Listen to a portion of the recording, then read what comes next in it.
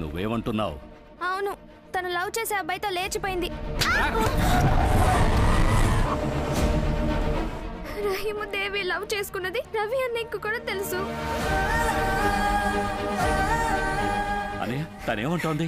ఆ రోజు కాకినాడ బీచ్ లో చట్టా పట్టాలు వేసుకుని తిరగడం రవి అన్నయ్య కూడా చూశారు. రహీం లవ్ లెటర్ ఇచ్చిన విషయం మీకు కూడా తెలుసు కదా. ఎందుకురా ఇక్కడికొచ్చి తగలడ్డావు? ఆడపిల్లని అడ్డం పెట్టుకుని ఆడ్డానికి. నా కొడుకు గాజులు తొడుక్కుని జడల్లుకొని తల్లో పువ్వులు పెట్టుకోలేదురా. మీ ఇంటి పిల్ల కనపడకుండా పోలే, లేచిపోయింది.